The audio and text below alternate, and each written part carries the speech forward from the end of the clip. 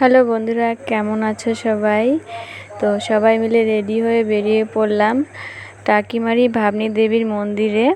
তো ওখানে পুজো দিতে গিয়েছিলাম। আমার ছেলের একটু মানসিক ছিল, তো সবাই মিলে গিয়েছিলাম। তো আমার আগের ব্লগটায় সবাই অনেক সাপোর্ট, অনেক ভালোবাসা দিয়েছে। তো এইভাবে আমার পাশে থেকো, তাহলে হয়তো কিছু একটা জীবনে করতে পারবো। অনেক ভালোবাসা দিও।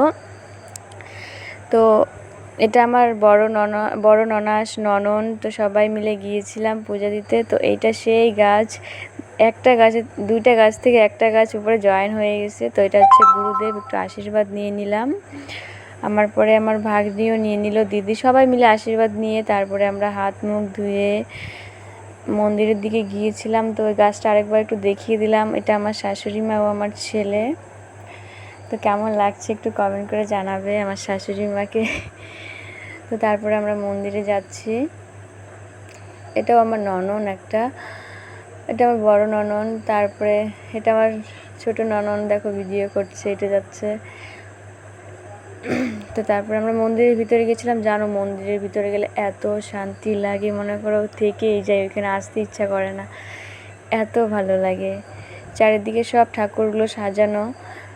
তো আমরা গিয়ে ফার্স্টে লাইনে দাঁড়িয়ে গিয়েছি, কারণ অনেক ভিড় হয় এখানে। লাইনে না দাঁড়ালে পুজো দেওয়া অনেক লেট হয়ে যায়। এটা হচ্ছে গণেশ বাবা। তো রবিবার করে অনেক ভিড় হয় এইখানটায়। তো আমরা রবিবারে যাইনি, কিবারে একটা গিয়েছিলাম ভুলে গেছি। তো শিব বাবা দেখো।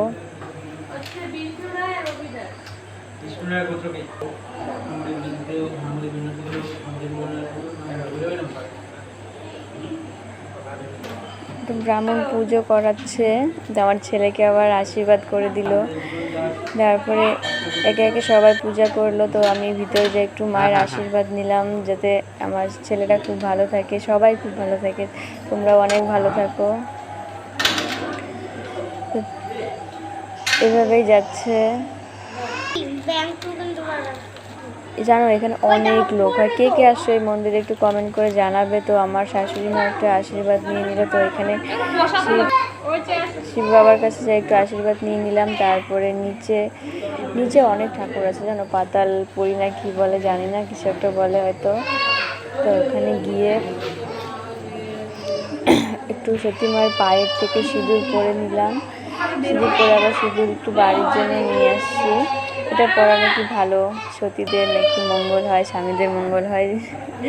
সবাই ভালো থাকুক, এটাই চাই।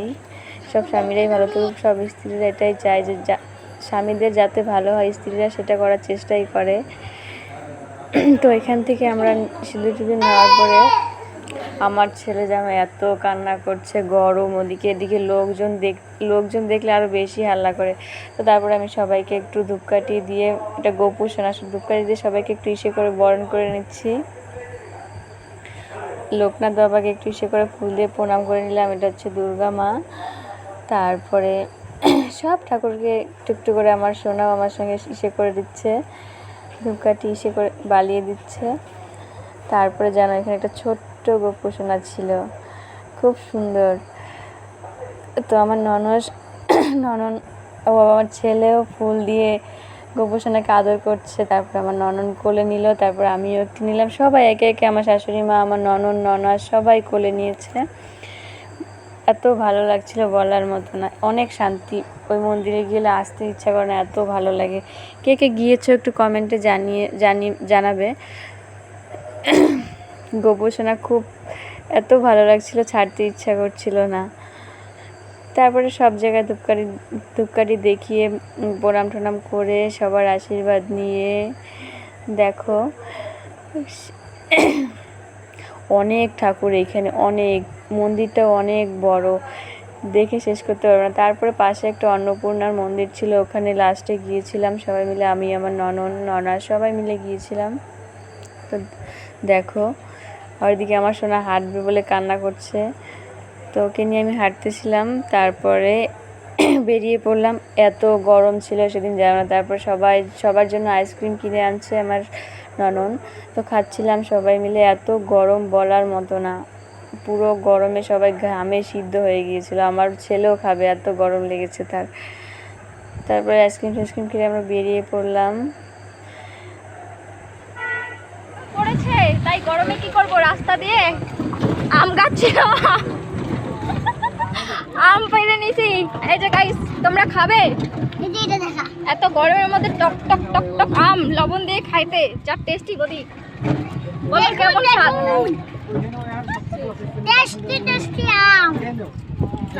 গাইস দেখো প্রচুর গরম পড়েছে, তো এখন আমরা রাস্তা দিয়ে আম গাছ ছিল, এই যে একটা আম গাছ, কিন্তু আম ধরেনি গাইস। Bye bye, tata. বাড়ি যে এখানে তলে বসে ঘুমাবো, গল্প করবো।